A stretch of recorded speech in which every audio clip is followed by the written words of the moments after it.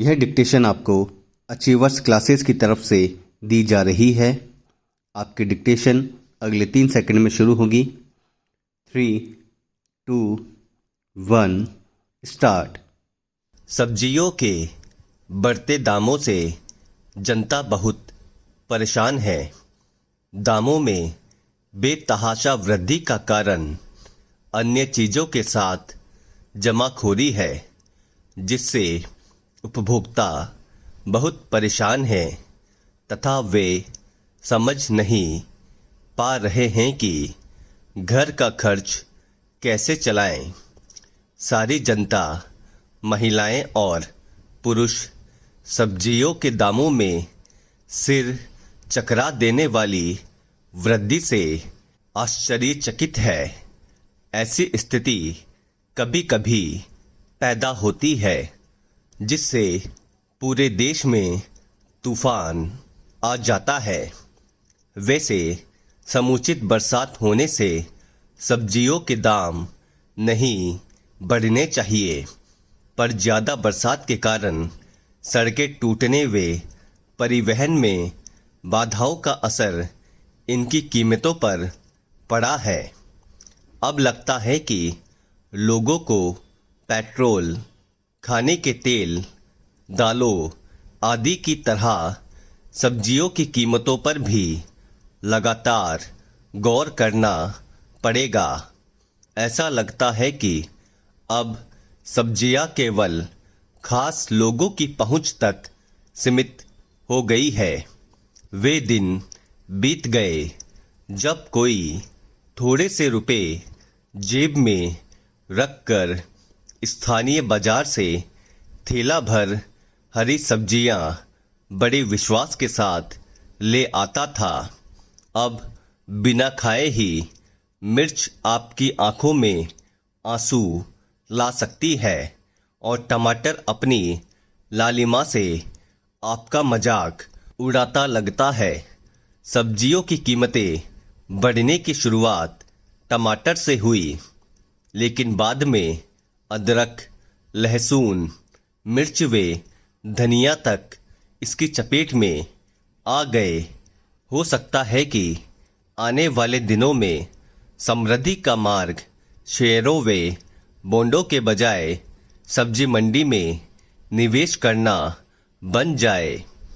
आज अपने पिछवाड़े टमाटर उगाने वाला व्यक्ति स्वयं को सौभाग्यशाली मान रहा होगा। वैसे सब्जियों के दाम किसी खास मौसम में बढ़ना असामान्य नहीं है और पहले भी कई बार ऐसा हो चुका है।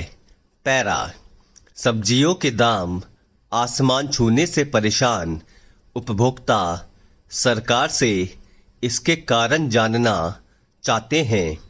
हालांकि सरकार सब्जियों के दाम कम करने के प्रयास कर रही है, लेकिन प्राकृतिक कारणों जैसे अत्यधिक बरसात, परिवहन सुविधाओं में आने वाली दिक्कतों तथा एक सीमा तक जमाखोरी के कारण इनकी कीमतें बढ़ने पर तत्काल रोक लगाना बहुत कठिन है। जल्दी खराब होने वाली सब्जियों वे फलों की मार्केटिंग के लिए देश में व्यापक कोल्ड स्टोरेजों की श्रृंखला की कमी है। इस तथ्य से भी इनकार नहीं किया जा सकता है कि किसान और उपभोक्ताओं के बीच बिचौलियों, दलालों, आढ़तियों व अमीर किसानों का एक संजाल दुष्चक्र के रूप में काम करता है, जिससे आम उपभोक्ता के साथ छोटे किसानों को भी भारी नुकसान होता है।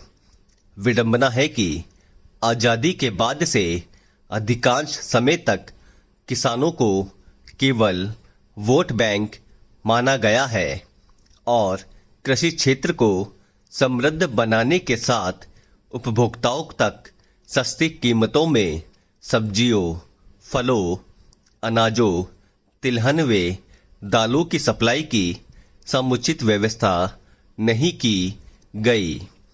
मोदी सरकार ने यह परिदृश्य बदलने तथा कृषि मार्केटिंग क्षेत्र में सुधार के लिए 3 नए कृषि कानून पेश किए थे, पर संकुचित राजनीति तथा कृषि क्षेत्र में कार्यरत निहित स्वार्थी तत्वों के कारण सरकार को इनको वापस लेना पड़ा। सब्जियों के आसमान छूते दामों के पीछे भी इस दुष्चक्र का हाथ है, जिसमें अनेक आढ़तिये, थोक व्यापारी व जमाखोर शामिल हैं। अब समय आ गया है कि केवल सब्जियों या अन्य खाद्य वस्तुओं की बढ़ती कीमतों पर सरकार की निंदा करने के बजाय कृषि क्षेत्र में आमूल परिवर्तन किया जाए तथा इसे संकुचित राजनीति और वोट बैंक राजनीति से अलग रखा जाए।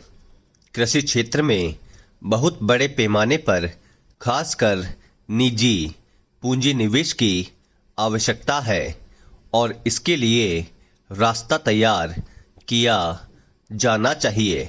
स्टॉप। दोस्तों, डिक्टेशन के कठिन शब्द प्राप्त करने के लिए टेलीग्राम ग्रुप को ज्वाइन करना ना भूलें, जिसका लिंक डिस्क्रिप्शन में दिया गया है।